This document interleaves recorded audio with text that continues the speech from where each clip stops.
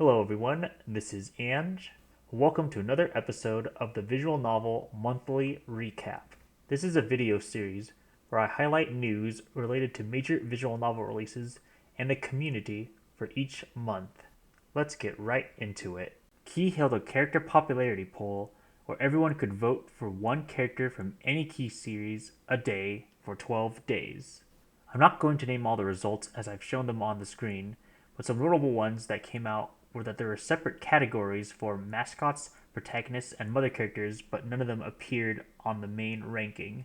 Also, Kyosuke from Little Busters got number one, which was pretty surprising because he beat a lot of really popular characters from all these Key series, so I'm sure a lot of Bro fans were very happy with this result. On a more personal level, I'm really happy that Kotori from Rewrite was voted the number one most liked heroine from Rewrite when she was previously only number 4 in this previous Rewrite poll around when Harvest Festa was first released. I kind of wish she was a little higher than just top 20, but top 20 is still pretty good in the grand scheme of things. Kikonia no Naku Koroni, the latest release in the When They Cry series by Ryukishi, has had a demo released in Japanese and English.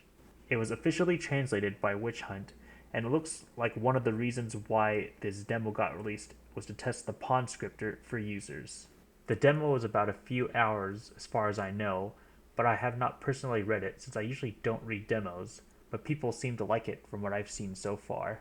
They released a second version of the demo later that month, but it looks like all they did was just add more content. So if you haven't read the demo yet, just make sure you find version 2. You don't have to read version 1 as far as I see. Phase 1 releases October 4th, so make sure to prepare for that if you're a Ryukishi fan. Raging Loop by Chemco Corporation is being localized by Lemnesica and will be released on PS4 and Switch on October 18th and on Steam on December 5th. This looks like this will be a visual novel with some multiple route mystery and time loops, so if either of those interests you, be sure to check it out.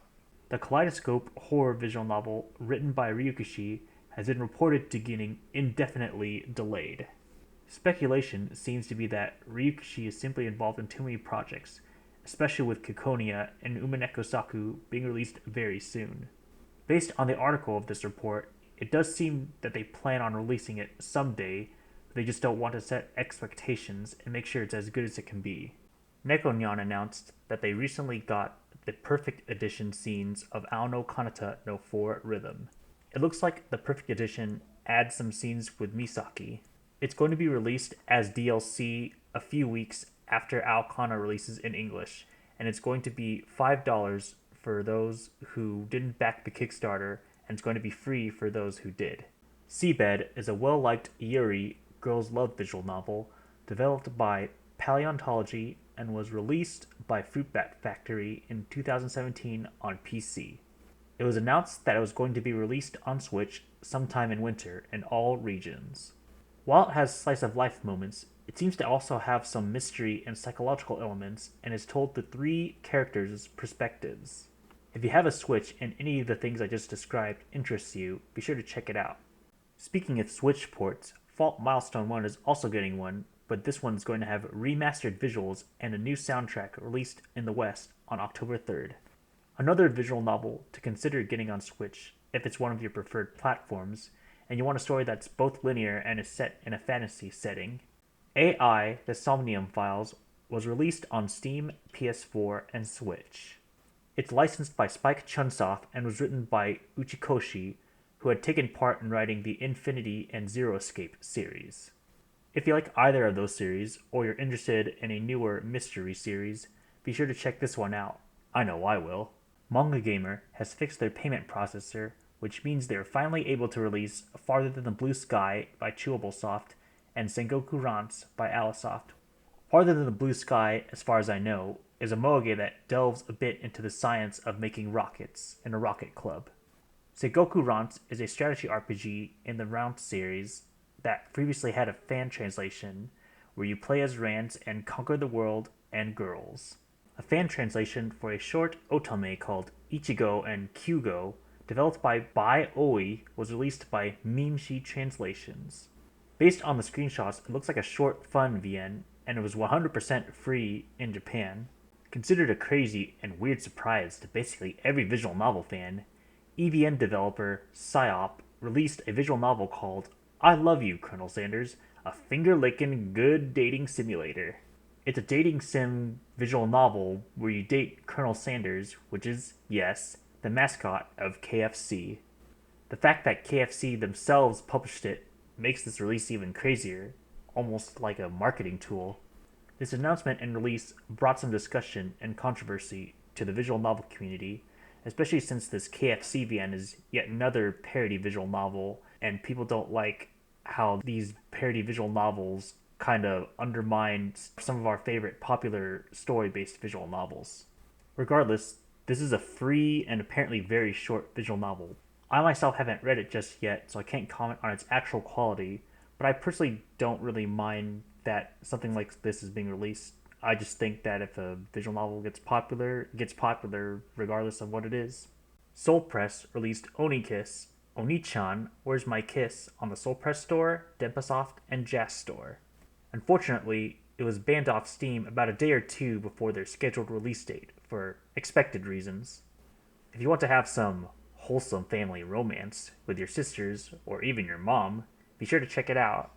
Hashihime of the Old Book Town by Adelta was released by Manga Gamer. As far as I know, it's a yaoi or boys love visual novel, but apparently has some really good mystery elements to it. I've been told that the yaoi stuff is apparently towards the end of the routes. So if you like, don't mind, or are willing to ignore the yaoi elements and just really want a good mystery psychedelic story, make sure to check this visual novel out. Ao no Kanata no 4 Rhythm, after being under this curse of multiple failed fan translations, has finally gotten released in an official fashion. It was originally developed by Sprite and was released by Nekonyan on its own store and most major platforms that sell visual novels. This story involves a unique sport called Flying Circus that uses these anti-gravity-like shoes to fly. So if you're interested in that, or you just want another nice pure love story, be sure to check this out. Nanairu Reincarnation, developed by Silkies Plus, was released by Sekai Project.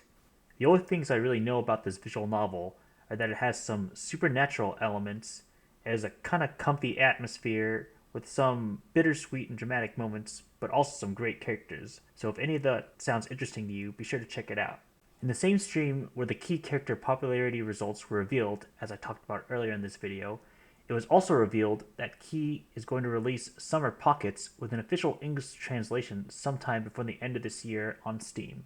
This was a big surprise to many people, as there are other releases Key hasn't released yet, and a lot of people didn't expect this to be released before 2020. In a direct response to Summer Pocket's official translation release window, Alka Translations, the group doing the fan translation for Summer Pockets, made their own statement. Basically, they're going to keep working on it until Key proves that they're going to actually release Summer Pockets before the end of the year. So at this point, it's basically a release to see who releases it first. Regardless of which side you support, it's nice to see Summer Pockets going to be releasing in full by the end of the year. Finally, a Kickstarter has started up for The Compass of De Gracia. This visual novel looks like it's being made by a Japanese amateur group that's making a story clearly inspired by Uchikoshi's works, so be sure to consider donating if you want to give this newer developer a chance. And that wraps up all the news for this month. If you have any feedback, positive or negative, feel free to leave a comment in the video below or contact me through one of the social medias that I have in the description. See you all next month!